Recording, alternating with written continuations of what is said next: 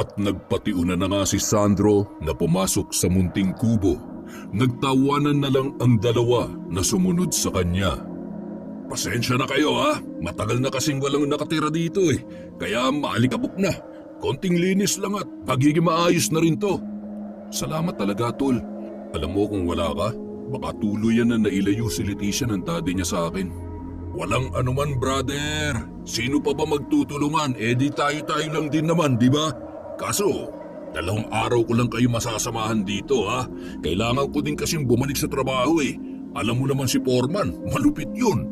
Buti nga, pinayagan niya ako uma-absent ngayon eh. Ayos lang, kailangan mo din naman talagang umalis kagad. Alam mo na. Hoy, ano yan? Mahiya ka nga kay Sandro. Agoy! Mukhang malupit na lindol na naman ang susuungin ng kubong to ah. Maiba nga pala ako, Sandro. Sino bang dating nakatira dito? Oo nga pala. Nakalimutan kong sabihin. Tiyuhin ko nakatira dito dati. Tapos nung nakapag-asawa siya, lumipat sila dun sa lungsod at ipinagbili tong lupa kina Papa. At bilang nag-iisang tagapagmana, ang uniko iho ng pamilya, kayo ay binibigyan ko ng karapatan na magparami dito at manirahan hanggat gusto nyo mga kaibigan. Kahit kailan, kuwela ka talaga, Sandro. Alam ba to ng papa mo? Baka kasi pag nagpunta siya dito, palayasin kami, ha? Huwag ka mag-alala. Alam na nila. Mas maiging araw yung may tumao rito para naman hindi ka agad nabubulok tong kubo. Nga pala, Hener, kung gusto mo magtanim ng mais, mas mabuti yun. Magandang kalidad ng lupa dito. Tiyak na magiging masagana ang iyong ani. May mga prutas din na pwede mong ipagbili sa palengke. Makakatulong yon para makaipon kayo at magagamit sa panganganak ni Leti. Aba, maganda yung sinabi mong yan, Tol. Paano bang magiging partida niyan? Yung hatian? Nako, hindi na. Sa inyo na ang kita noon pag nagkataon. Tulong na namin sa inyo yon. Isa pa, once in a blue moon lang naman kami bibisita rito. Kaya yun na lang ang magiging kapalit ng pag-aalaga nyo sa mga pananim. Ayos ba yun? Ang bait mo talaga, Sandro. Hulog ka ng langit sa amin. Aba, syempre, para saan bang pagiging mukhang anghel ko kung walang magiging pakinabang sa mundo? Salamat talaga, Tol. Tinapik ni Sandro ang balikat ng kaibigan bilang pagtugon sa pasasalamat nito. Pagkatapos ng usapang yun, nagsimula na ring linisin ng tatlo ang kubo. Nang sumapit ang hapon, nagpaalam muna si Sandro sa dalawa upang magpunta sa bayan. Dadalawin daw muna niya ang tiyuhin para mangamusta at ipaalam dito na may mga kaibigan siyang kasalukuyang nakatira sa kanilang kubo. Takip silim na nang magbalik siya sa kubo, bitbit ang isang paris ng manok. Tamang-tama ang pagdating mo, Sandro. Nakaluto na ako. O ano ba yung bitbit mo, Tol? Mga manok, ipinabibigay ng tiyuhin ko sa inyo. Alagaan nyo ito para kung dumami, meron kayong kakatayin. O di ba? Libre ulam na yun. Naku, ang bait naman ng tiyuhin mo, Sandro. Mababait talaga mga kapamilya mo, no? Ang swerte mo sa kanila. At swerte din kami dahil naging kaibigan ka namin. Ay nako, tama na nga yan. Pakiramdam ko tuloy, isa na akong gwapong santo eh. Konting bagay lang naman to, ano ba kayo? Parang kapatid ko na tong si Hener eh. Malaki ang utang na loob ko dyan. Siguro kung hindi ko yan naging kaibigan, inuuod na ako ngayon sa ilalim ng lupa. Ha? Bakit naman? Gusto ko pa sanang magdrama eh, kaso kumakalam na tong sikmura ako. Kumain na nga tayo. Loko ka talaga. Matapos makapaghapunan ay nagpahinga na ang tatlo. Sa loob ng nag-iisang silid, naglatag ng banig ang magnobyo.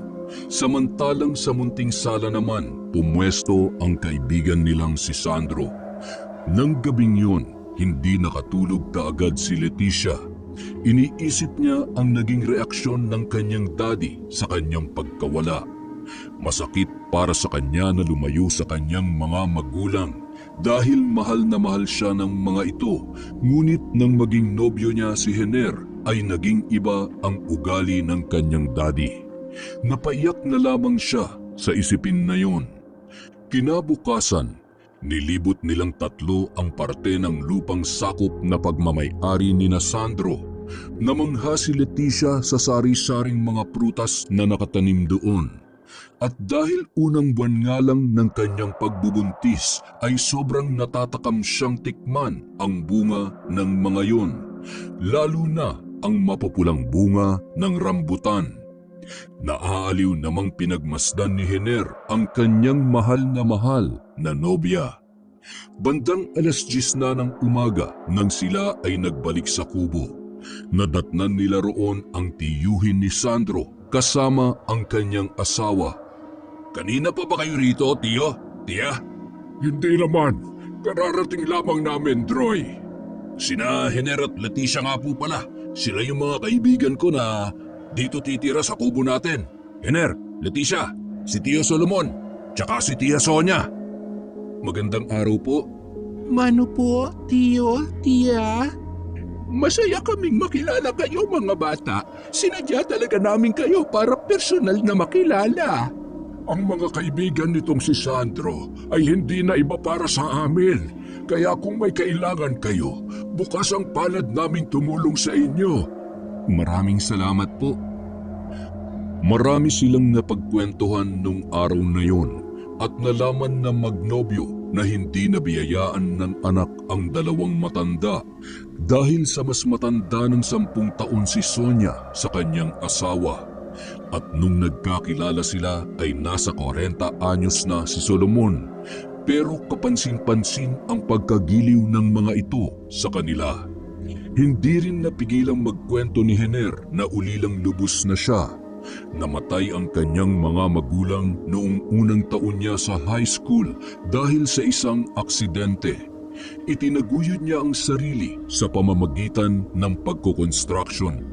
Yun ang naging trabaho niya hanggang makapagtapos siya ng high school sa ALS. Hanggang sa makilala niya si Leticia at naging nobya na nauwi sa pagtatanan. Bandang hapon na magpaalam ang mag-asawa na nag-iwan pa ng mga pangaral.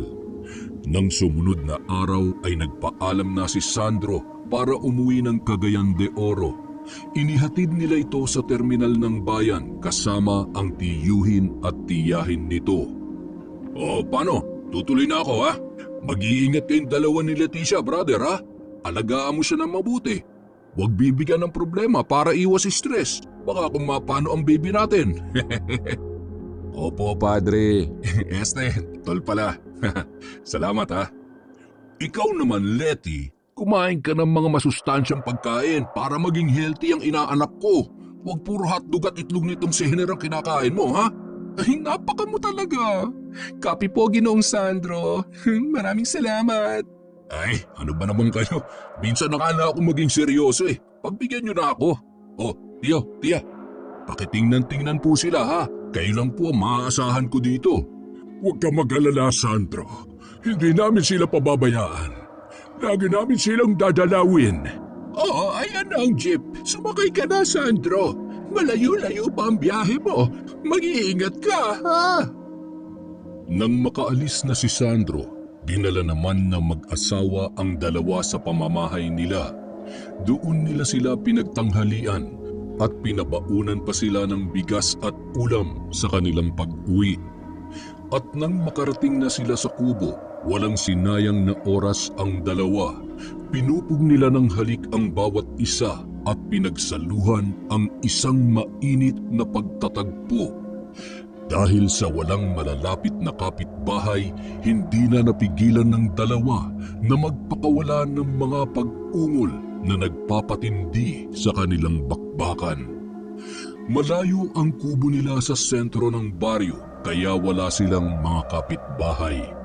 Maglalakad pa ng kalahating oras bago marating ang sentro. Doon ay may nag-iisang tindahan na mabibilhan ng pang-araw-araw na pangangailangan. Isang araw, nagpunta sa baryo ang magkasintahan para bumili ng posporo. Dahil nga sa sila ay bago pa roon, sa kanila nakatuon ang pansin ng mga taong kanilang nadadaanan. Tao po, pabili nga po ng posporo. Nang maiabot na ng tindera ang kanyang binili, nakangiti itong nakipagkilala sa kanila. Bago lang ba kayo rito sa baryo? Ako nga pala si Ambo. Mga Ambo ang tawag ng mga taga rito sa akin. Ako naman po si Hener at siya naman po si Leticia, nobya ko po. Opo, bago lang kami dito. Doon kami nakatira sa dating kubo ni Tio Solomon. Ganun ba? Ay kung ganun ay madadagdagan na pala ang mga suki ko. Buntis ba yung nobya mo, Hener? Opo, isang buwan pa lang po. Abay, naamoy ko nga. Hindi sa nakikialam ako ha, mga bata. Pero sana ay pinag-isipan ninyo mabuti ang pagtira sa baryo naming ito. Lalo na sa pagtira nyo sa kubo ni Solomon. Bakit naman po? Wala naman. Ang sa akin lamang ay malayo ang kubo ninyo. Tapos buntis pa siya. Basta mga bata, mag-iingat kayo sa pakikihalubilo sa mga tao rito. Alam niyo na, nagkalat na ang mga masasamang loob ngayon. Kahit saan ka magpunta ay magugulat ka na lamang at may masasalubong ka. Salamat po, Mang Ambo. Mauna na po kami. At tumalikod na nga sina Hener at Leticia. Ang hindi nila alam, sinundan sila ng matalim na tingin ni Mang Ambo. Lumipas ang isang linggo, dumalaw ang mag-asawang Solomon at Sonia sa mag-asawa. Kumusta naman kayo rito, Hener? Leticia? Mabuti naman po, Tio Solomon. Sinimulan ko na nga po palang magbungkal ng lupa para may mapagtamnan ng mais. Yung binigay niyo po sa akin noong nakaraan, ito namang si Leticia, nagtanim-tanim na rin siya ng mga gulay para may uulamin daw siya kapag pwede nang pitasin. Ay mabuti naman kung ganon. Pero sa susunod, ikaw na magtanim, ha? May paniniwala kasi dito sa amin na bawal pagtanimin ng buntis dahil baka may mangyaring masama sa sanggol niya. Matandang pamahiin na yan, Sonia. Anong taon na ngayon? Naniniwala ka pa sa mga ganyan? Aba, wala namang mawawala sa atin kung paniniwalaan natin yun. Para din namang nagsisilbi yung babala. Kaya, Leticia, sundin mo na lamang ang sinabi ko. Mabuti na yung nag-iingat tayo. Ewan ko sa'yo, Sonia. Bakit ba mahimik ka? Sabi ko nga. Nakakatuwa naman po kayo. Opo, Tia, gagawin ko po yung sinabi ninyo. Kinuha kaagad ni Leticia ang pansin ng dalawa upang hindi na humaba pa ang kanilang pagtatalo. Tama nga po palang sinabi ni Sandro tungkol sa inyo. Lagi po kayong nagtatalong dalawa. Yan kasing asawa ko. Masyadong maraming alam. Nakakainis ang pagiging mapaniwalain sa mga pamahiin. Tse, tumigil ka. Hindi ka tatabi sa akin mamaya. Pero kahit ganyan yan, mahal na mahal ko yung matandang yan. Kung makapagsalita ng matanda, hindi ka na nga makapagpatayo dyan. Napangiti na lamang sina Hener at Leticia nang masaksihan ang asaran ng mag-asawa. Sana tayo din, be. Ano, magpapatayo? Baliw ka talaga. Hindi, ibig kong sabihin, sana tayo din. Sana pagtanda natin, maging masaya rin tayo katulad nila. Siyempre naman, be. Pinapangako ko sa iyo yan. Hinding-hindi tayo maghihiwalay, magunaw man ang mundo. Nahawa ka na kay Sandro sa mga banat mo, ah. Nakurot na lang ni Leticia ang nobyo sa tagiliran nang kinindatan siya nito sabay labas ng dila na parabang nang aakit. Nagdaan ang 5 buwan, malaki-laki na ang umbok ng tiyan ni Leticia. Dahil kahit papaano ay nasanay na siyang magtungo sa baryo na mag-isa, ay tinahak niya na ang daan papunta roon. Kahit na dumidilim na ang paligid. Hindi pa kasi nakakauwi si Hener. Maaga pa na magpaalam itong ilako ang mga sariwang gulay sa sentro. Nag-alala na siya kung bakit hindi kaagad nakauwi ang kanyang nobyo. Di bateryang flashlight lamang ang kanyang dala na magsisilbing tanglaw sa kanyang daraanan. Nasa sentro na siya nang hinarang siya ng isang malaki at kulay itim na pusa. Hindi niya maipaliwanag ang sumikdol na kaba nang mapansin niyang hindi yun gumagalaw sa kinatatayuan, na parabang hinihintay siyang makalapit. Upang pawiin ang nararamdaman, napilitan siyang kausapin ang sarili. Pusa lang yan, Letty. Pusa lang. At nang nasa tapat na siya ng pusa ay bigla itong tumakbo papalapit sa kanya. Binangga ang isa niyang paa at pinagkakalmot yun. Aray! Pilyo kang pusa ka! Sinipa niya ang pusa at matapos itong tamaan ay tumakbo na ito papalayo at naglaho sa dilim. Lintik na pusa yun Nasugatan tuloy ako. Aray ko naman ang hapdi. Marahan na pinahid ni Leticia ang tumulong dugo sa sugat niya sa paa. Nang ituwid na niya ang kanyang likod para maglakad ulit, biglang sumulpot si Mang Ambo sa kanyang harapan.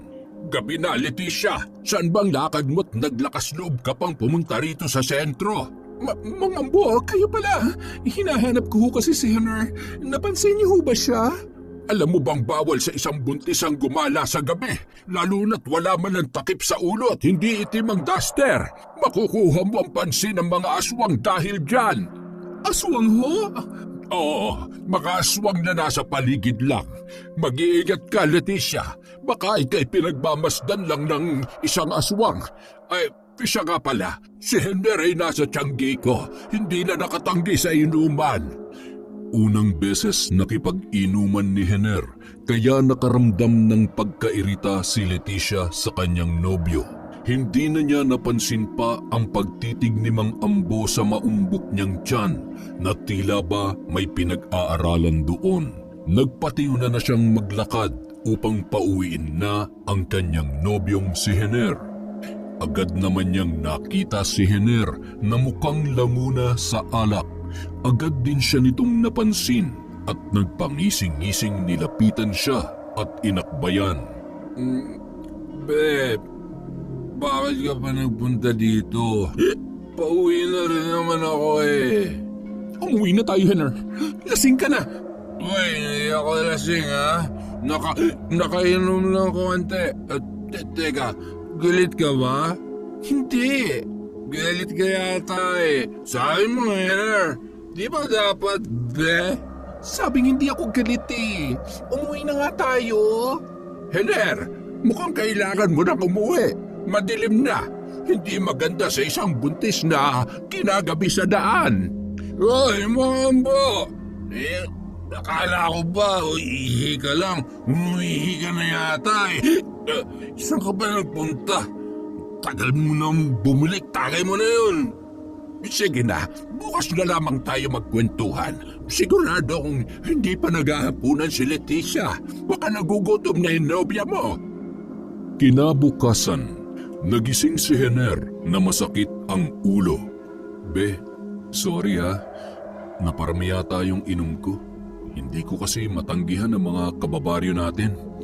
Pero huwag ka mag-alala, hindi ko naman ginalaw ang perang kinita ko sa paglalako ng mga gulay. Narito sa bulsa ko, kumpleto to. Akala ko ba hindi mo ako bibigyan ng sama ng loob? Bakit ka naman ganyan, Be?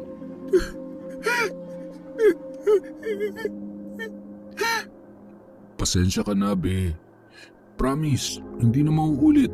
At teka, bakit may galos ka sa paa? Kinalmot ako ng pusang itim kagabi. Alam mo ba, Be? Muntik na akong himatayin sa kaba kagabi dahil sa sinabi ni Mang Ambo na may aswang daw dito sa baryo natin. Anong pusa? May humarang na pusa sa akin kagabi. Pinagkakalmot yung pa ako. Buti na lang at kagad kong nasipa kaya tumakbo palayo. Walang aswang, Be. Ilang buwan na din naman tayo dito. Wala naman akong narinig na may aswang na gumagala sa baryo. Binibiro ka lang siguro ni Mang Ambo. Pero yung pusa, Be, nakakatakot siya. Ibang dating niya sa akin Hindi yun aswang. Baka gutom na pusa lang yun, Be. Huwag mo na ngang isipin yan. Mas-stress ka lang eh. Tao po! Letty! Brother! Nandyan ba kayo? Teka, boses ni Sandro yun ah. Si Sandro nga yun, be. Oh, tol. Napadalaw ka. Halika, pasok. Aba, mukhang tumaba ka yata ng konti, Sandro. Uy, mukhang na-miss nyo ako ah. Naisipan kong dumalaw kasi wala pang project si Foreman. Kumusta na kayo rito? Eto, maayos naman. Mukhang maayos nga. Halata naman sa amoy ng hininga mo, brother. Amoy alak pa. Cheers! Nalasing yan kagabi. Kung hindi ko pa pinuntahan doon kinamang Ambo, hindi pa uuwi yan. Aba, baka naman nakakalimutan mong buntis si Letty, brother. Bawal siyang bigyan ng sama ng loob. Makakaapekto yan sa baby natin. Hindi kasi ako makahindi dun sa mga kababaryo natin, tol. Baka kasi sabihin nila mayabang ako kung tatanggihan ko yung tagay. Aba, mukhang nasasanay ka na talaga rito, brother ah. Pero huwag ka masyadong maglalapit sa mga tao ron. Lalo na kay Mang Ambo. Bakit, Sandro? Anong meron sa kanya? Wala naman, pero mukhang hindi kasi mapagkakatiwalaan yung matandang yun eh. Grabe ka naman dun sa tao, tol. Basta, sundin nyo na lang ang payo ko. Lalo ka na, Letty. Iwasan mong magdidikit sa kanya. Ano kasi siya eh, Ano? Isang marites. Inaalaman nangyayari sa buhay ng mga kapitbahay. Tapos, ichichismis. Alam mo yun? Yung mga tipong, basta, may pagkapakailamero yung matandang yun. Sus, akala ko naman kung ano na. Puro na lang kalokohan yung mga nasa isip mo, Sandro. Halina nga kayo sa kusina na makakain na. Tanghali na, oh. Uy, tumawa naman kayo sa joke ko. Ang hirap kayo magpatawa. Joke ba yun? Parang hindi naman nakakatawa eh. Alam nyo, simula nung lumipat kayo rito, parang nawala na rin yung sense of humor ninyo. Humor yon, hoy! Pampururot ka talaga, tol. Nang sumunod na araw, abala si Leticia sa paglalaba sa may ilog. Napalingon na lang siya bigla dahil sa pakiramdam niyang may nagmamasid sa kanya.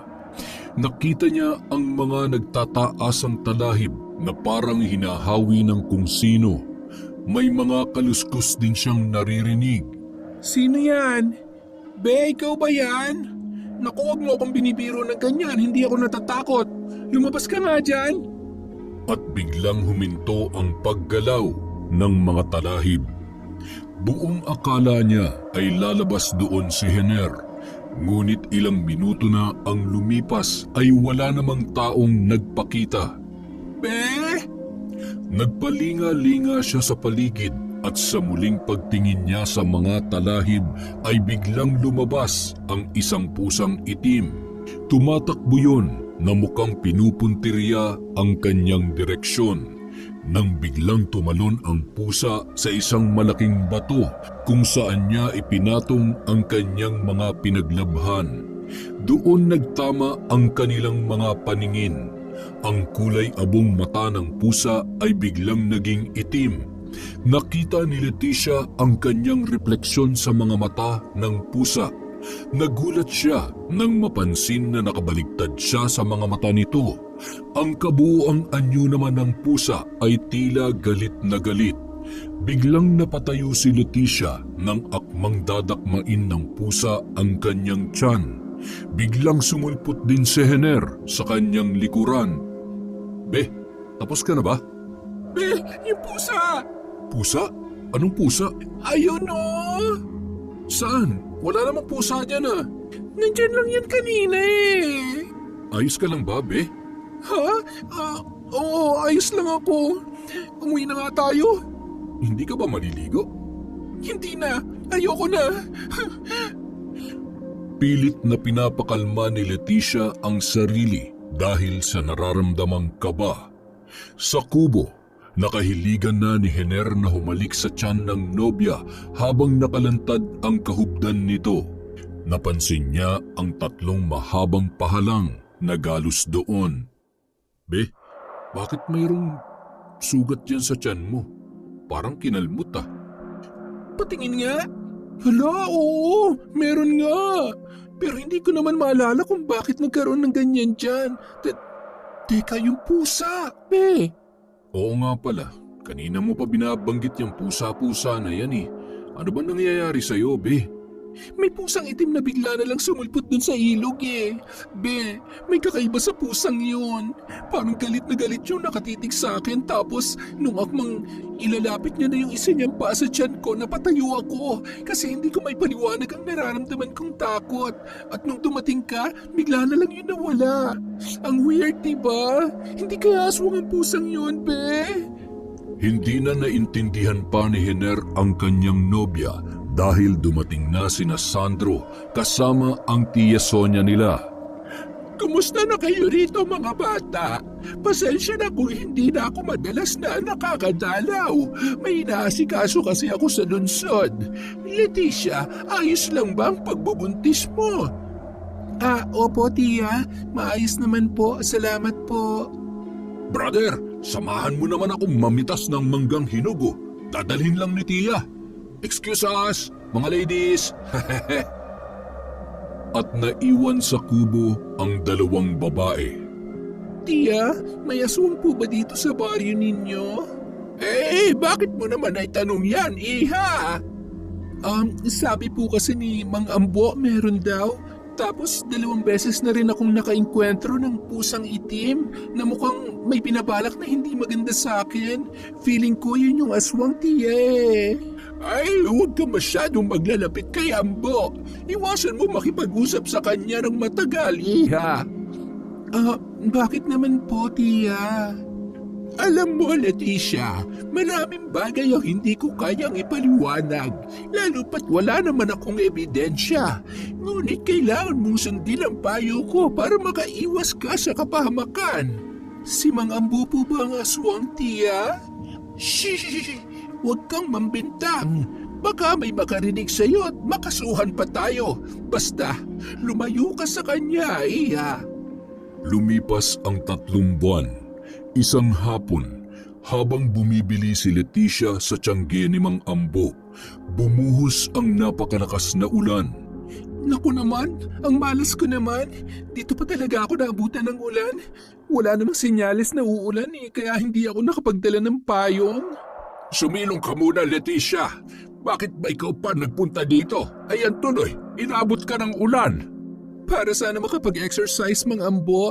Malapit na kasi ang kabuwanan ko eh. Kailangan mag-inat-inat para hindi mahirapan sa panganganak. Sino nga pala ang kukunin ninyong komadrona? Napag-usapan na po namin na si Tia Sonia na lang. Si Sonia?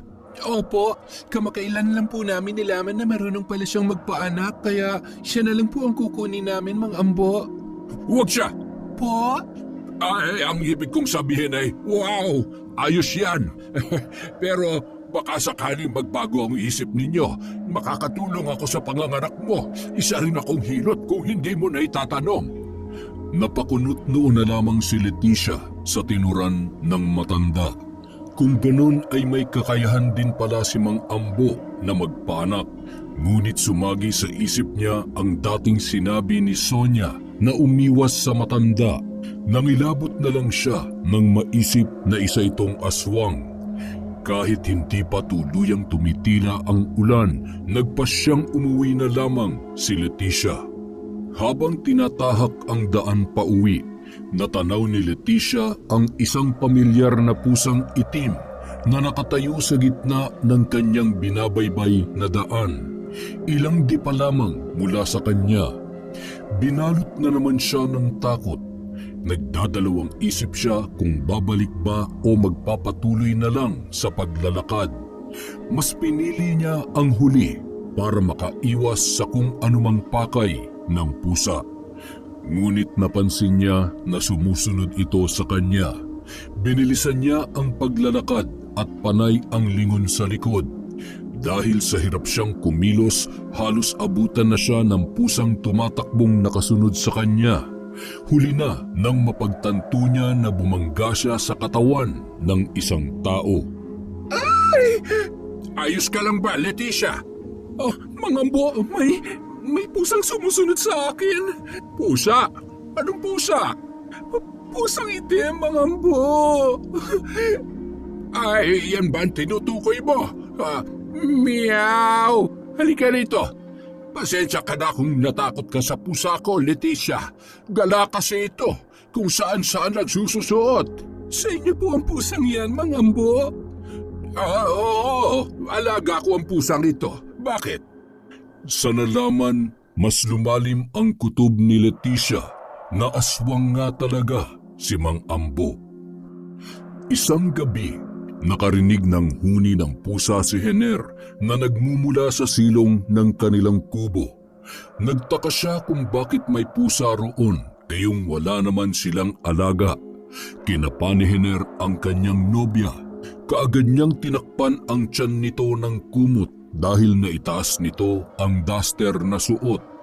Sanay na silang hindi pinapatay ang ilaw na gasera dahil parang hindi makahinga si Leticia kung wala siyang nakikitang liwanag. Patuloy ang pagtunog ng pusa. Dahil sa naiingayan, kumuha ng isang patpat si Hener sa kusina at lumabas para itaboy ang pusang nag-iingay. Dala-dala ang kanyang flashlight. Ngunit nang silipin niya ang silong ng kubo, hindi niya na makita ang pusa doon.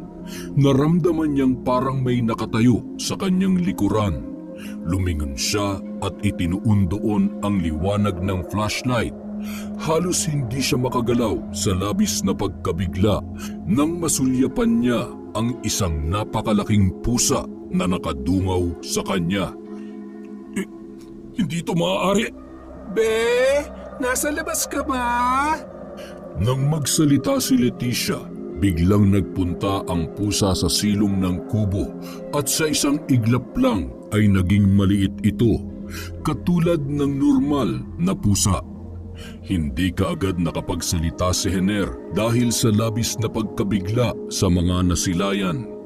Inilaw-ilawan niya ang silong ngunit hindi na niya nakita ang pusa roon.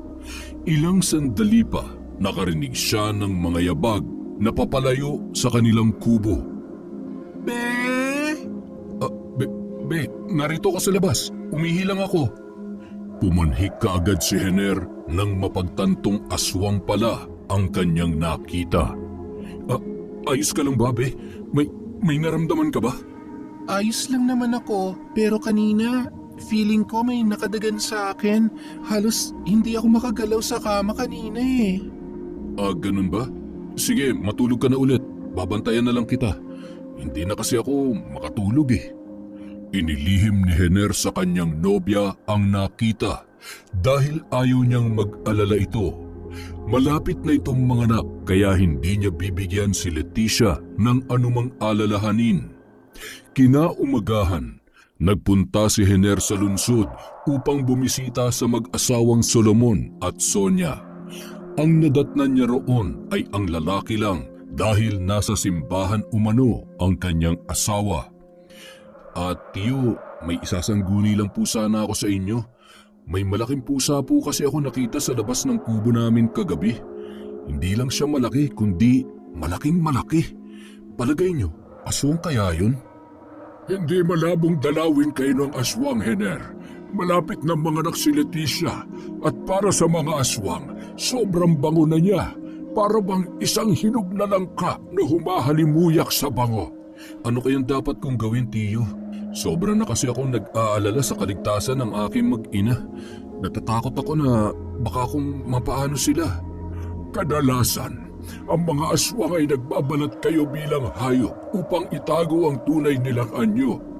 Maraming paraan para itaboy sila, katulad na lamang ng paghagis ng asin, pagpapausok ng mga goma o di kaya ay pagwisik ng agwa bendita sa kanilang katawan. Pwede ring takot sila sa krus.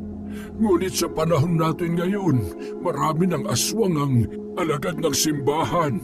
Kumbagay, hindi na sila tinatablan ng mga nabanggit ko. Pero may isang bagay na makakapagpalabas ng kanilang tunay na anyo kapag dumapo sa kanilang balat. Ano po ang bagay na yun, Lo? At saan po yun makukuha?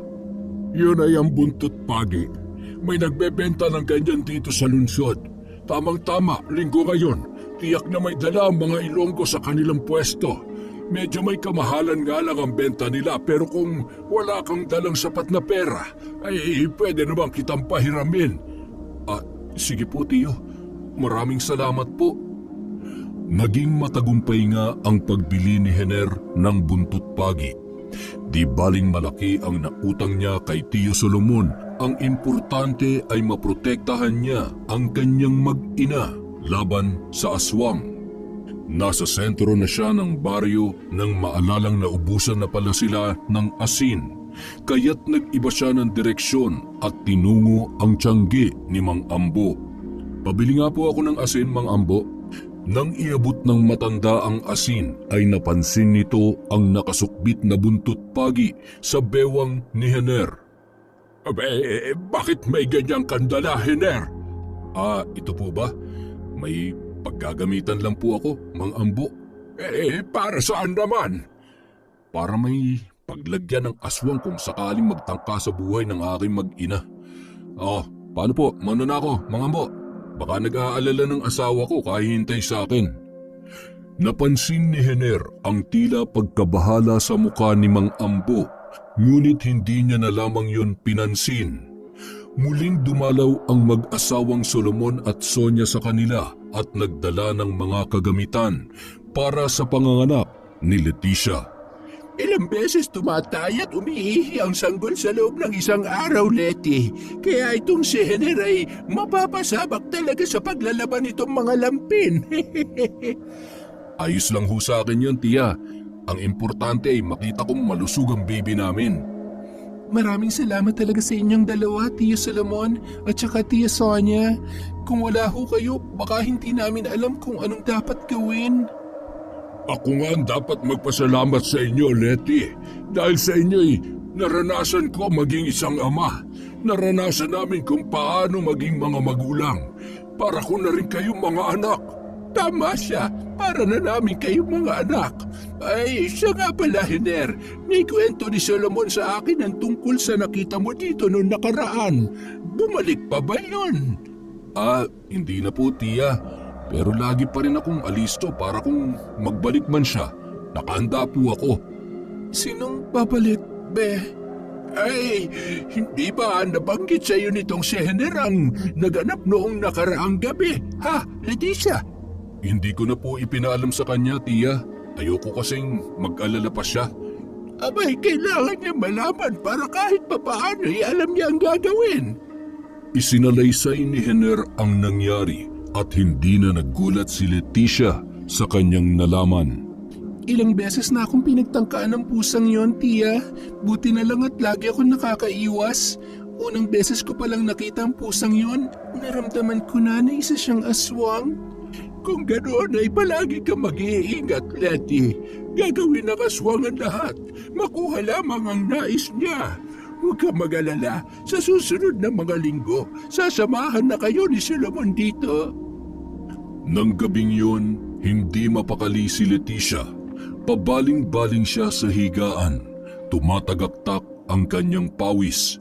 Sa laki ng kanyang tiyan ay hirap siya sa paggalaw. Panay naman ang pagpapaypay niya sa kanyang sarili. Sinipat niya si Hener, mahimbing na itong natutulog. Ngunit biglang napaupo si Leticia mula sa pagkakahiga nang maramdamang tila may dumapo sa kanilang bubungan. Narinig niya ang pagbagsak ng mga pawid. Indikasyon yun na may umaapak na mabigat doon. Bawat pag-apak ay tila gumagalaw ang buong bubungan. Biglang huminto ang paglakad at dahan-dahang may humawi ng ilang parte ng pawid. Sumilip ang isang pares ng mapupulang mga mata. May aswang! Kahit anong yugyug ni Leticia sa katabi, ay nananatiling mahimbing pa rin ang tulog nito. Hinanap ng kanyang mga mata ang buntot pagi.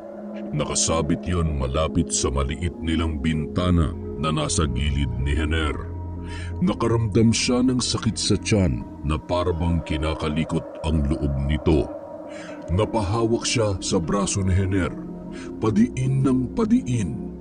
Aray, ang sakit naman yan, be. May aswang sa taas, be. Ano? Nasaan? Mabilis niyang kinuha ang buntot pagi at hinawakan yon ng mahigpit. Iwinasiwas niya yon papunta sa bubungan. Leche kang aswang ka! Lumayas ka dito! Narinig nilang tila may humiyaw sa itaas, ngunit saglit lamang yon. Upang makasiguro, lumabas si Hener para hanapin ang aswang. Maliwanag ang bilog na buwan, kaya hindi na siya nagdala pa ng gasera o flashlight. Mag-iingat ka, be. Tumahimik ang paligid. Tumingala si Hener para hanapin ang aswang. Wala siyang nakita. Saktong paglingon niya ay namataan niya ang malaking pusang itim na nakatayo ilang dipa mula sa kanya. Hindi na yun gaanong malaki kumpara nung una niya yung makita. Pero kung ihahambing sa normal na pusa ay doble pa rin ang laki noon. Sige, lumapit ka rito! Makikita mo hinahanap mo! Sinugod siya ng pusa para kalmutin. Aba, matapang ka na ha! Kahit binabalot ng takot ay nagtapang-tapangan pa rin si Hener. Ayaw niyang ipakita rito ang tunay niyang nararamdaman. Ilang beses niyang inihampas ang buntot pagi sa pusa pero lagi itong nakakailag at mas lalo lang tumatapang ang anyo nito. Hinigpitan ng maigi ni Hener ang pagkakahawak sa buntot pagi at mas lalong nilakasan ang kanyang loob. Sa muling paghataw niya ay tinamaan niya na ang pusa. Umusok pa ang parte ng katawan nito na tinamaan ng buntot pagi. Napaatras ang pusa at kumaripas ito ng takbo. Bigla na lamang yung naglaho sa dilim. Be, ayos ka lang ba dyan? Oo, ayos lang ako. Pumanhik ka na dito. Nawala ng pananakit ng tiyan ko, be. At hindi na nga nakatulog pa ang magkasintahan nung gabing yon. Kinaumagahan, nagpunta si Hener sa tiyangge ni Mang Ambo upang i-deliver ang mga order nitong buko. Mang Ambo, napano po yung tagiliran nyo? Nagsibak ako ng kahoy kahapon. Aksidente kong nataga itong tagiliran ko. Ay nako, ganito talaga kapag matanda na. Nagpadala sana kayo sa klinika sa lungsod para magamot yung sugat nyo. Hindi na kailangan. Marami akong alam na halamang gamot na makapagbibigay lunas dito. Ilang araw lang ang paggamit sa mga yan ay maghihilom na din ang sugat kong ito. Huwag mo akong alalahanin, Hener. Sigurado po ba kayong ayaw nyo? Sasamahan ko po kayo. Huwag ka na mag-alala. Ano ka ba? Kaya ko naman ito. Kayo pong bahala, Mang Ambo ha? Habang nagsisibak ng kahoy si Hener, hindi niya maiwasang isipin ang pusa. Nasisiguro niyang tinamaan niya yon. Siguro naman ay magtatanda ka ng aswang ka. Anong binubulong-bulong mo dyan, be? Naalala ko lang yung aswang na pusa kagabi. Siguro hindi na yun babalik. Nakatikim na eh. Umurong ka muna dun banda, be. Baka matamaan ka nitong mga maliit na piraso nitong mga patpat. Alam mo ba, be? Habang nagsisibak daw si Mang Ambu kahapon ay nasugatan niya yung sarili niya. Sa bandang tagiliran, ayaw nga magpadala sa klinika eh. Sabi ko, sasamahan ko na siya. Sa tagiliran ba ka mo, be? Hindi ka ba nagtataka? Unang kita pa lang natin kay Mang Ambo, nalaman niya na agad na buntis ako kahit hindi ko naman sinasabi. Di ba sinabi niyang naaamoy niya yon? Tapos siya mismo nagsabi sa akin na mag-iingat sa umaaligid na aswang dahil nang bibiktima daw yon, lalo na sa mga buntis. Hindi lang yon, yung itim na pusa na lagi kong nakikita at yung pusang itim na nahataw mo ng buntot pagi, parang iisa lang, be. Kasi ang pusang yon, alaga yun ni Mang Ambo. Hindi kaya nagbabalat kay Yushan ang yung pusa para maitago ang tunay niyang pagkatao? Teka, ano bang ibig mong sabihin, be? Parang naguguluhan yata ako ah. Sa tingin ko, si Mang Ambo, siya ang aswang, be. Ha? Be, sigurado ka ba dyan? Basta nararamdaman kong siyang aswang, be. Siya talaga. Ang sugat niya nagpapatunay na siya ang aswang na tinamaan mo ng buntot pagi kagabi. May punto ka naman dyan, be. Pero huwag tayong basta-basta manghuhusga sa ating kapwa. Baka magkasala pa tayo. Kung tama man yung hinala mo, umanda siya sa akin. Lintik lang ang walang ganti. Muling dumalaw si Sandro sa magkasintahan. Sasamahan niya ang mga ito hanggang sa mga anak si Leticia dahil kabuwanan na ng babae. Excited na ako. Malapit na lumabas ang inaanak ko. Mabuti naman at dinalaw mo ulit kami, tol. Ang dami kong gustong ikwento sa'yo. Ako man ay may nais ding ipaalam sa'yo, brother. Kinausap ako ng daddy ni Letty. Kinukulit ako. Alam niya daw kasing ako nagtatago sa inyo. Nakikiusap ako, tol. Huwag mong sabihin na nandito kami. Yun nga ang pinoproblema ko ngayon eh. Bakit, Sandro? Pinagbantaan ka ba ng daddy ko? Ay, hindi ah. Nakukonsensya lang ako, Letty. Nung nagpunta sa akin yung daddy mo, halos hindi ko siya makilala. Ang laki ng ipinayat niya. Para bang dumaan sa isang karamdaman, tapos umiyak siya sa harapan ko. Nagmamakaawa na sabihin ko sa kanya kung nasaan ka dahil miss na miss ka na raw nila. Kawawa naman si daddy. Pero hindi na ako uuwi sa kanila. Si Henner na ang buhay ko ngayon at ang magiging anak namin. Tiyak na kapag nagpakita ako sa kanya, ilalayo niya kami kay Henner para ituloy ang masamang binabalak niya sa baby namin. Yun din naman ang iniisip ko pero nakakaduro ng puso yung makitang umiiyak ang isang ama. Mukhang dinamdam niya talaga ang paglalayas mo, Letty. Hayaan mo, tol. Pagkatapos na makapanganak ni Letty, magpapakita din kami sa pamilya niya. Sa ngayon, tiisin na muna natin ang ganitong sitwasyon. Tama ka, brother. Sapat na sigurong sabihin ko na maayos ang lagay ni Letty. Ano nga palang ikukwento mo? May irereto ka bang chick sa akin? Basta yummy ha, game ako dyan. Loko, wala uy. Si Letty kasi tol. Ano, kambal ang anak nyo, brother? Ha? Saan mo naman nakuha ang pinagsasasabi mong yan? Relax ka lang, may sasabihin ako eh. Akala ko kasi kambal eh. Malaki kasi ang tiyan ni Letty kumpara sa ibang buntis na malapit ng mga anak. Oh, ano ba yung sasabihin mo? Inaaswang ako, Sandro. Ano? Inaaswang? Abay, manabang. Hindi naman uumbok yan dyan mo kung hindi ka inaswang nitong si Henner. Hindi ako nagbibiro. Totoong may nakita kaming aswang sa anyong pusang itim. Natamaan pa nga ni Henner ng buntot pagi ang katawan ng aswang eh. Uy, di nga. Totoo ba yan? Totoo, tol. At may pinaghihinalaan kami kung sino ang aswang na yon. Sino naman? Sa atin lang muna to ha. Pero malakas ang kutob kong si Mang Ambo ang aswang na umatake sa amin. Alam nyo, dating may asawa yang si Mang Ambo eh. Manghihilot yan, kaya nung nabuntis ang kanyang asawa, siya na mismo nagpaanak doon.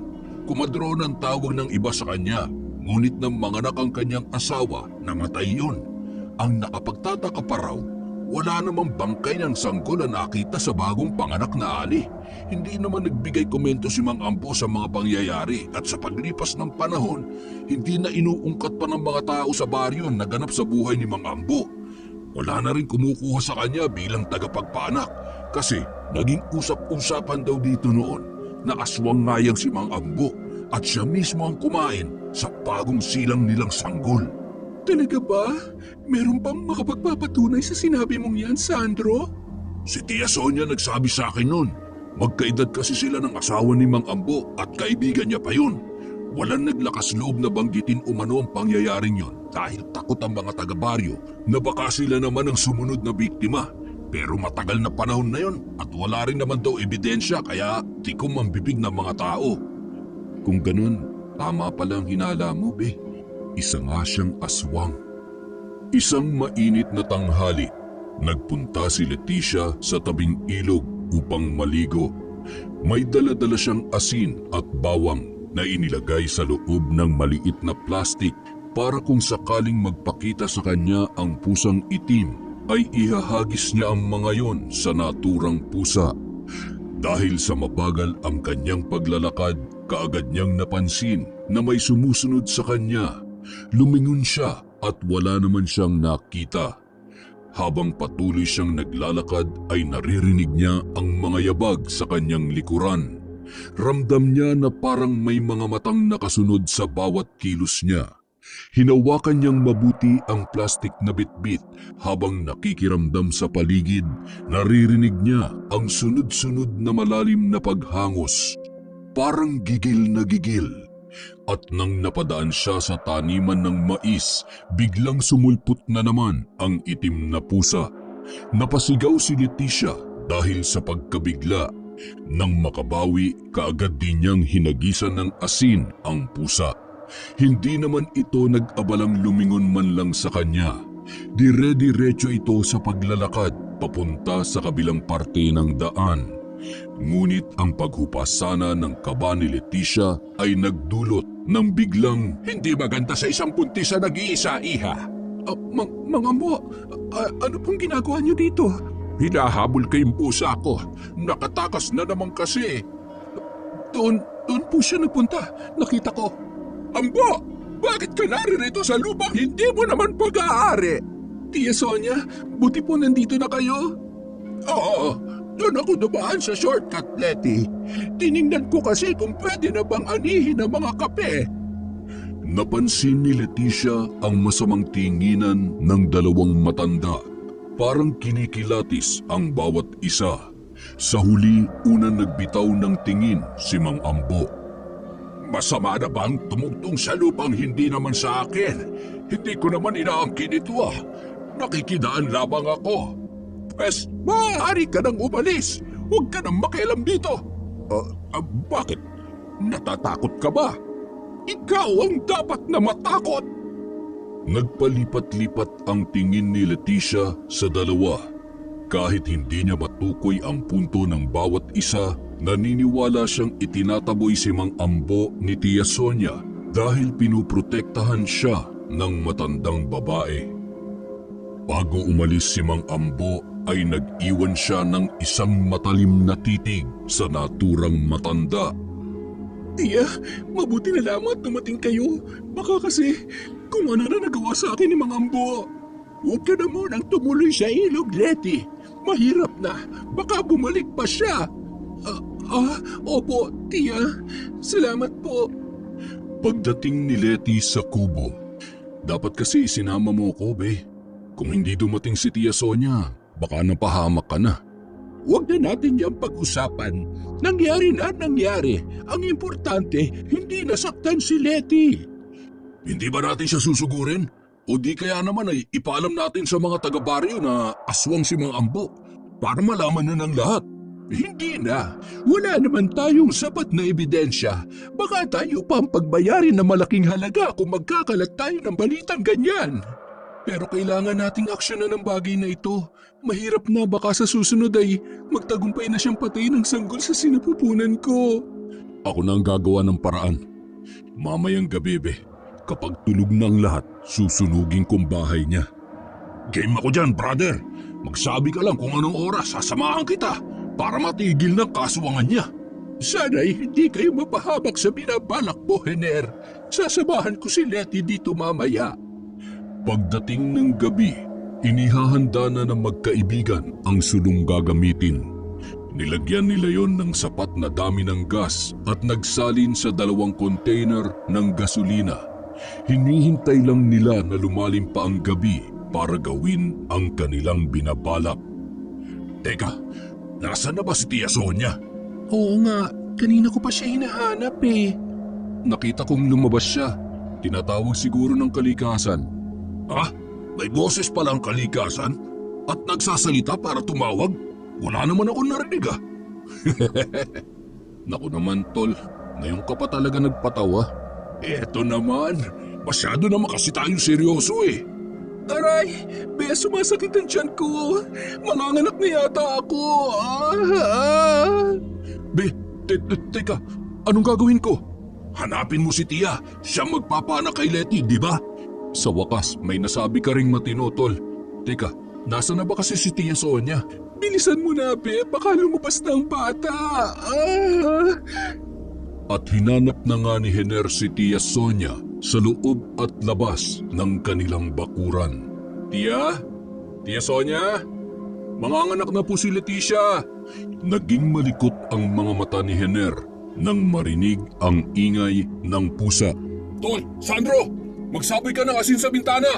Bukod naririto na naman ang aswang! O tol, handa na rin ang itak ko!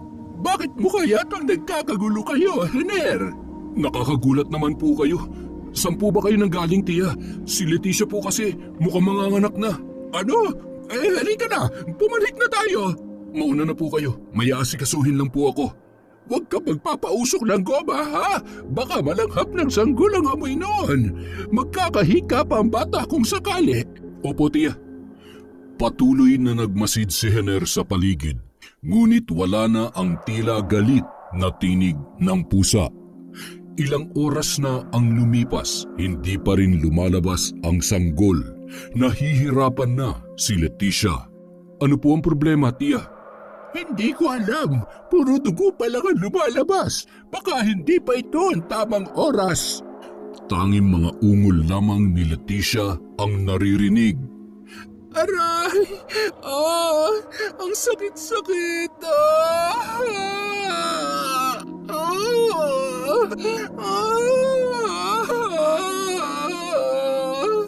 Hindi kaya pinaglalaruan tayo ng aswang?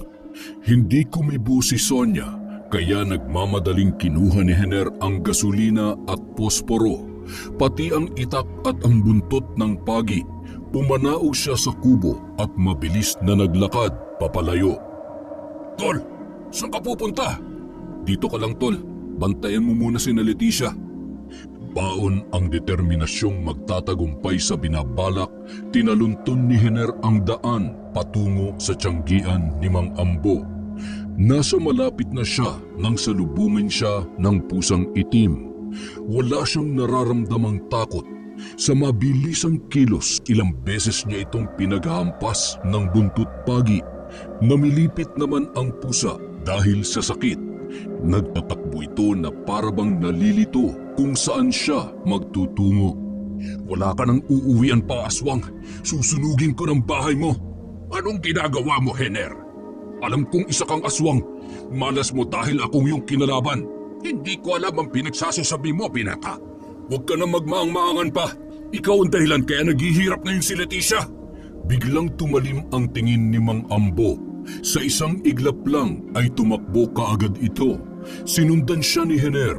Kahit nasa 60 taong gulang na ito ay nakikitaan pa rin ng kaliksihan. Ang bilis ng galaw ng matanda ay hindi kayang sabayan ni Hener. Hindi niya ito maabutan. Humanda ka sa aking animal ka! Napamura na lang si Hener nang mapagtanto ang direksyong tinatahak ni Mang Ambo. Patungo yun sa kanilang kubo. Hindi ko hayaang saktan mo mag-ina ko! Sa abot ng kanyang makakaya, mas lalo pang binilisan ni Hener ang pagtakbo. Nasa bakuran na siya ng kanilang kubo nang tuluyang makapanhik na ang matandang si Mang Ambo sa itaas at nakasunod pa rin siya dito. Unang bumungad sa kanya ang takot na muka ni Sandro. Tol, may aswang! Nasa loob ang aswang! Sinundan ng tingin ni Hener ang tinuturo ng kanyang kaibigan. Sa loob ng kanilang silid, nakatayo doon si Ambo. Nanlilisik ang mga mata nitong nakatingin sa nakahigang si Leticia. Kumukulo ang dugo ni Hener sa galit. Sa mabilisang kilos ay hinugot niya ang itak mula sa lalagyan nitong nakasukbit sa kanyang baywang. Nang iniunday niya ng taga ang itak ay natigil ito sa ere nang biglang sipain ni Ambo si Sonia na nasa paanan ni Leticia. Nalipat sa matandang babae ang pansin ni Hener. Bakit may bahid ng dugo ang inyong bibig, Tia? Nanlisik ang mga mata ng matanda. Pinahid nito ang dugo na nasa kanyang bibig gamit ang kanyang mga kamay na mayroon na ring dugo. Pakialamero kang matanda ka! Ngayon mo inabas ang tunay mong pagkatao, Sonia! Sobrang nagulat si Hener sa kanyang nasaksihan. Tiningnan niya si Leticia, hinang-hina na ito. Kaagad niyang dinaluhan ang kanyang nobya at niyakap. Be, ayos ka lang. Aswang si Tia Sonia. Siya ang aswang, be.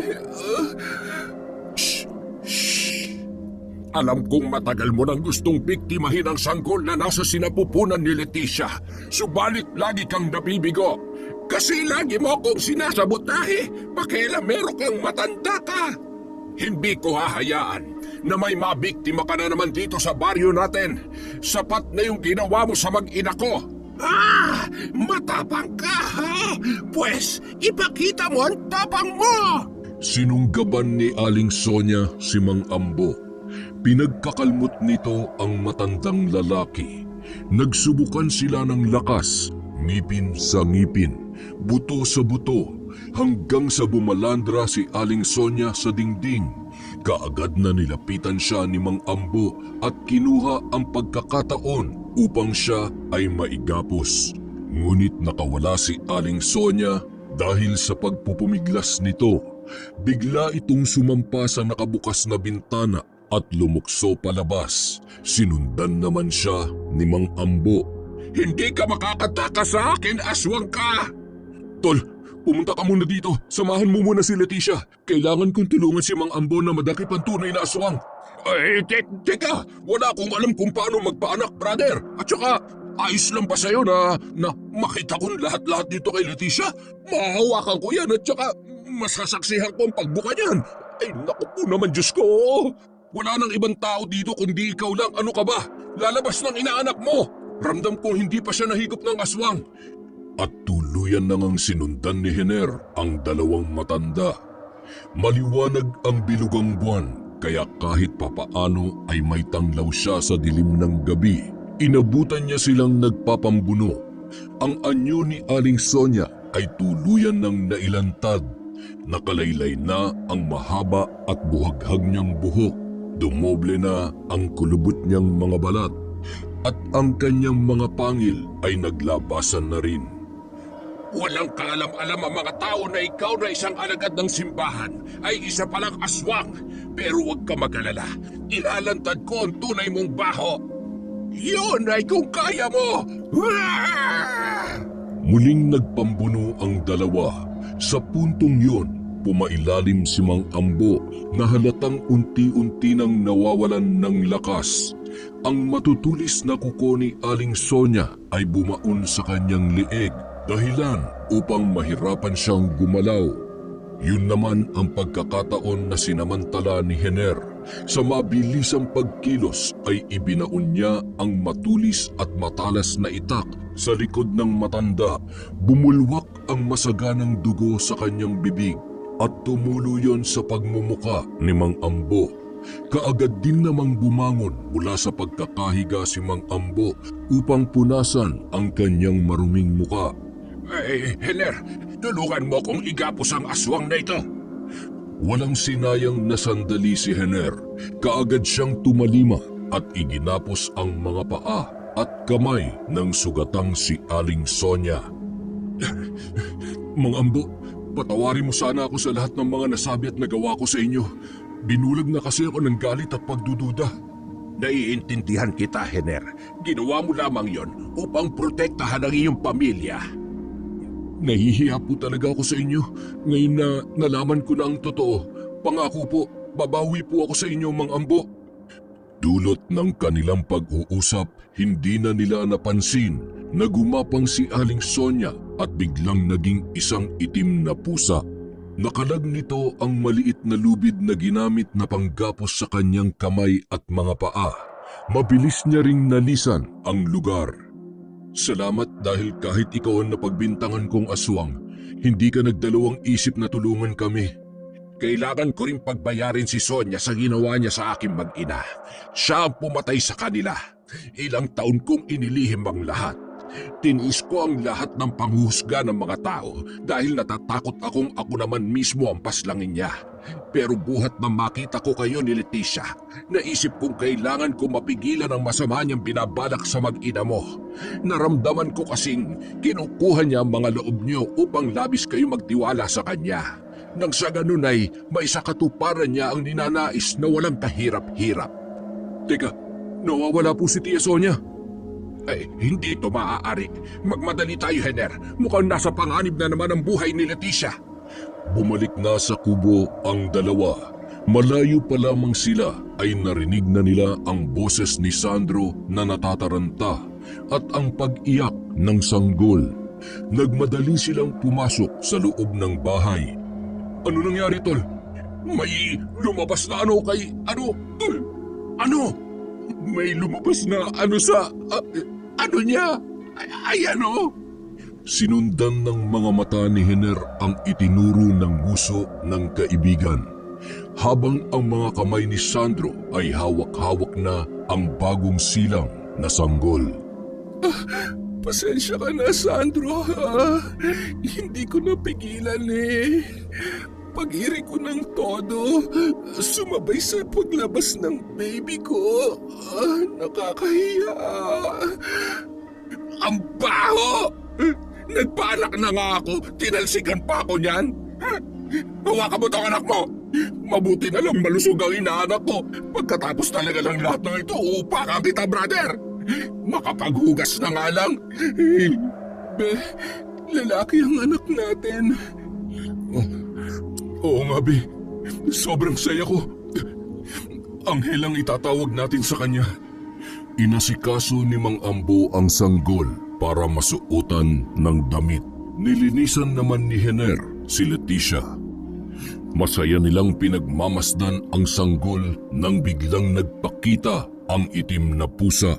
May tumutulo pang dugo na nanggagaling sa likuran nito. Nagpakawala ng matinis na tunog ang pusa at biglang lumundag patungo sa sanggol. Mabuti na lamang at kaagad na nakarga ni Sandro ang umiiyak na bata. At muling nagkaroon ng tensyon sa loob ng kanilang kubo. Ang pusa ay tila nagwawala dahil sa ang lahat ay sinunggaban niya at pilit na pinagkakalmot. Ang labis niyang pinuntirya ay ang matandang si Mang Ambo. Bumalik ka pa talagang hinayupak ka, ha? Hindi ka talaga marunong. Ambo, mag-iingat kayo! At hindi na nagawa pang makailag ni Mang Ambo nang lumundag ang pusa patungo sa kanya. Biglang nag-anyong tao ang pusa at mariing dinaganan si Mang Ambo. Gamit ang matutulis nitong kuko, winakwak ni Aling Sonia ang dibdib ng matanda. Marahas na dinukot ang puso nito at nilantakan ng walang habas. Napatda ang lahat dahil sa kanilang nasaksihan. Ngunit si Henner mabilis na binalikan ng kanyang ulirat. Kinuha niya ang buntot pagi at makailang beses na hinampas ang katawan ni Aling Sonia. Umuusok ang bawat parte na tinatamaan ng buntot pagi at nagkakaroon ng malalalim na sugat. Sonia! Ang tatlo ay nagulat sa biglaang pagdating ni Tio Solomon. Nasilayan nito ang asawa sa anyong aswang na unti-unting nalalagutan ng kanyang hininga. Walang nagsasalita. Ang bawat isa ay naghihintay kung sino ang unang magbubuka ng kanyang bibig. Ilang sandali pa, binasag na ni Tio Solomon ang katahimikan sa buong paligid. Ngayon ay nauunawaan ko na kung bakit bigla kang nawawala sa gitna ng gabi, Sonia. Pilit kong kinukumbinsi ang aking sarili na mali ang aking hinala.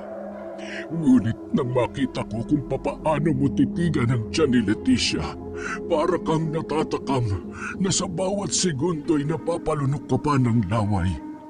At ngayon ko napatunayan na tama nga ang aking hinala nang wakwakin mo ang dibdib at dukutin ang puso ni Ambo sa kakinain yon. Ang sakit, napakasakit na makita kang nalalagutan ng hininga, mahal ko. Ngunit hindi ko nahahayaang mabuhay ka pa sapagkat nababatid kong marami ka pang mabibiktima. Kinuha ni Tio Solomon ang buntot pagi mula sa mga kamay ni Henner at sa huling pagkakataon ay hinagkan niya ang noo ng kanyang asawa. Magpahinga ka na, mahal ko. Isang napakalupit na hagupit ng buntot pagi sa katawan ni Aling Sonia ang tuluyan na kumitil sa kanyang buhay. Sabay na puno ang naturang kubo ng paghihinagpis ni Tio Solomon. Kinabukasan, hindi nila inilihim sa mga taong baryo ang naganap nung gabing yon. Mismong si Solomon ang naghatid ng balita sa taong bayan. Lahat ay nakiusyoso, lahat ay nakisilay sa karumaldumal na nangyari sa katawan ni Mang Ambo. Maging ang bangkay ni Aling Sonia ay kanilang nasaksihan. Umugong-ugong ang balita at mga bulong-bulungan at ang lahat ay nagkaisa sa pagbuo ng isang desisyon. Tio Solomon, nasa inyo po ang huling pasya. Sandro, tulungan mo ako. Opo, Tio. Ibinuhos ni na Sandro at Solomon ang gasolina sa loob at labas ng kubo. Saka yun sinindihan ni Tio Solomon. Magkayakap naman sina Hener at Leticia kasama ang kanilang anak habang pinagmamasdan ang kabuuan ng kubo na patuloy na tinutupok ng apoy. Parang kailan lang nakaharap tayo sa kubo para bumuo ng panibagong buhay kasama ang isa't isa. Sa loob ng 9 na buwan, naging saksi ang kubo sa ating pagmamahalan. Masakit na makitang sinusunog na ito ngayon. Ang lahat na nangyari ay naganap dahil may dahilan ng Diyos, Pe. Maaaring sinusubok tayo upang mas lalo pang maging matatag at para na rin maghatid sa atin ang aral upang sa huli maramdaman nating naririyan lang siya. Ano ng plano nyo ngayon? Uuwi kami sa Cagayan de Oro, Tol. Kasama mo. Tama ang desisyon mo, brother. Apir nga. Lalapitan ko lang si Tio Solomon, Tol, ha? Sige lang, brother. Nang mapansing tapos nang mag-usap ang dalawa, lumapit sina Hener at Leticia sa kanila. Tio, humihingi po ako ng tawad dahil sa nagawa ko kay Tia Sonia. Hindi ko naisip na siya palang... Huwag mo nang alalahanin ang bagay na yan, Hener. Pare-pareho lang tayo naging biktima ng pagkakataon. Lahat tayo ay nasaktan at alam kong kailanman ay hindi na mabubura ang peklat sa sugat na nilikha ng kahapon. Maging mabuting ama ka sa iyong anak at maging mabuting asawa rin kay Leticia. Ipagdarasal ko na maging maayos ang buhay ninyo. Maraming salamat po, Tio. Pangako, tutuparin ko po ang bilin ninyo. Tio, ano na po ang balak ninyo ngayon? Siguro ay magpapakalayo-layo na lang muna ako sa lugar na ito. Maraming alaala ang patuloy na mabubuhay kung hindi ako aalis dito. Kung gusto po ninyo, isasama namin kayo pag-uwi sa Cagayan de Oro. Pag-iisipan ko yung mabuti. Nang tuluyan ng naging abo ang kubo, nilisan na nila ang lugar kasama si Tio Solomon. Sa pagbabalik ni na Hener sa Cagayan de Oro, nabigla sila nang kaagad na yumakap ang daddy ni Leticia. Humingi ng kapatawaran dahil sa ginawa nitong pamamaliit kay Hener. Nagkapatawaran naman ang pamilya. Ikinasal na sila Hener at Leticia at ang tumayong ama ni Hener ay si Tio Solomon. Sa paglipas ng 7 taon, muling nabiyayaan ng anak ang mag-asawang sina Hener at Leticia, isang malusog na batang lalaki. Anghel, anak, pakibantayan mo nga si baby. May kukunin lang ako sa labas sandali. Opo, mama. Habang nilalaro ni Anghel ang kanyang nakababatang kapatid. Bakit hindi tumitigil sa pag-iyak ang kapatid mo, Anghel? Kasi po, kawan po, Papa.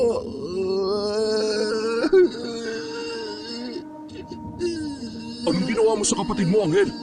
Bakit may kagat ang binti niya at nagdudugo? Ano? Sinong kumagat kay baby?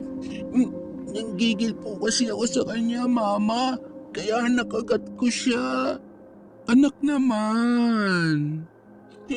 Sorry po, Mama. Hindi ko kasi mapigilan. Huwag mo nang uulitin yan, Anghel, ha? Nasugatan tuloy ang kapatid mo.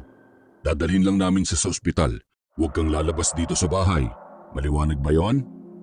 Tumango na lamang ang bata habang nagpapahid ng kanyang luha. Brother, wala ka bang napapansin sa anak mong si Anghel? Bakit, Tol? Para kasing may kakaiba sa kanya eh. Hindi ko lang may paliwanag kung ano, ha? Minsan kasi narinig kong may kausap siya. Tapos nung tinitingnan ko naman, siya lang mag-isa. Akala ko nga naglalaro lang eh. Tapos narinig kong sinabi niya na masarap naman daw ang dugo. Pero bad daw na mangagat siyang muli. Ayaw daw niyan tumikim ng karne ng tao. Ay, baka naman naglalaro nga lang yung bata, Tol. Baka nga. Pero alam mo, kausapin mo rin siya minsan ha, tungkol sa mga bagay na ganyan. Gagawin ko yan, Tol. Salamat.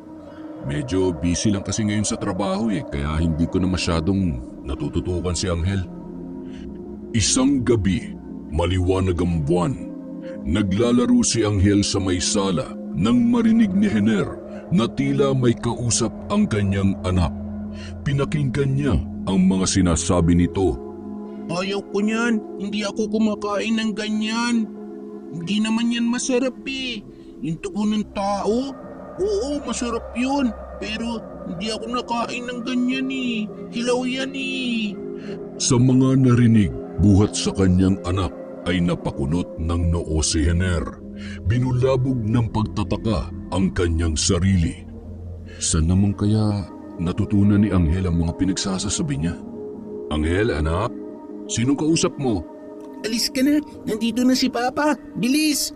Anak, sinong kausap mo? Si Lola Sonia po, Papa. Lola Sonia? Opo, Papa. Yung matandang lagi nagbibigay ng hilaw na karne sa akin, pero tinatanggihan ko po. Kakaibang kaba ang naramdaman ni Hener nang banggitin ng kanyang anak ang pangalang Sonia. Kaya naman kinaumagahan nakipag-usap siya kay Tio Solomon. Hindi ko nga rin po maipaliwanag ang naramdaman ko nung sinabi sa akin yun ni Anghel, Tio. Hindi kaya naiwanan ni Sonia ang sumpa sa bata noon? Ano po ang ibig niyong sabihin? Ayon kasi sa mga sabi-sabi, kapag hindi umano nagtatagumpay ang aswang na kainin ang isang sanggol, nag-iiwan ito ng isang sumpa. Bali, ipinamamana nito sa bata ang pagiging aswang niya. Kung ganun, hindi malabong nasumpa si Anghel? Parang ganoon na nga, iho. Sumapit na naman ang gabi. Narinig ni Hener ang mahinang pagtawa ng kanyang anak. Nagalit ako sa classmate ko, kaya kinagat ko siya. Natakot siya sa akin nung tinilaan ko yung dugo sa kamay niya, tapos nilunok ko. Anak, may kausap ka ba dyan? Nagkukwentuhan lang po kami ni Lola Sonia, Papa. Doon ka na muna matulog sa kwarto namin ni mama mo, ha? Tara na. Mamaya na po, Papa. I-share ko lang po kay Lola Sonia yung nangyari sa amin sa school kanina. Nasaan ba yung sinasabi mo na Lola Sonia na yan? Boses lang pong naririnig ko eh. Hindi ko po siya nakikita. Sabi niya, masarap daw ang karne ng tao. Totoo po ba yon? Diba, sabi mo lagi kanyang binibigyan ng karneng hilaw? Eh di dapat nakikita mo siya kung ganon. Biglang may narinig si Hener na tunog ng pusa. Ano yun, anak? Pusa po. Sabi po ni Lola Sonia, yun daw po ang gabay ko. Lagi ko yung makakasama kapag nakatikim na ako ng karne ng tao. Ang pusa din po kasi ang nagdadala ng karne sa akin, Papa. Ang lahat ng sinabi ni Anghel ay ni-record ni Hener. Nang gabing yun ay hindi niya hinayaang makatulog dahil binabantayan niya ang bawat pagkilos ng kanyang anak. Kinabukasan, maaga silang nagtungo sa bahay ni Sandro. Ipinarinig niya sa kaibigan ang naging usapan nila ng bata. Kailangan maagapan natin to, tol. Baka kung ano pang mangyari sa inaanak ko. Dinala nila si Angel sa isang baryo na sakop ng Misamis Oriental kasama si Tio Solomon. Lahat ng mga nangyari ay maayos nilang idinitalye sa isang albularyo. Ngunit biglang nagwala si Angel sa loob ng bahay ng manggagamot. Sumisigaw siya at kalaunan ay nag-iba ang boses na lumabas sa kanyang bibig. Naging tunog pusa yun. Sobrang nabahala si Hener sa nangyayari sa kanyang anak. Nag-usal ng dasal ang albularyo at winisikan ng lana ang noo ni Angel. Lalong nagwala ang bata. May isang daga ang gumala-gala sa sahig. Walang ano-ano yung pinulot ni Angel saka mabilis na isinubo. Kinain niya ang kalahating bahagi ng katawan nito at nagsisigaw. Aswang ako! Aswang ako! Anak! Anak! Kumalma ka! Sonya, kung naririnig mo ko, lubayan mo na ang bata. Maawa ka. Walang kapangyarihang tatalo sa kapangyarihan ng Diyos.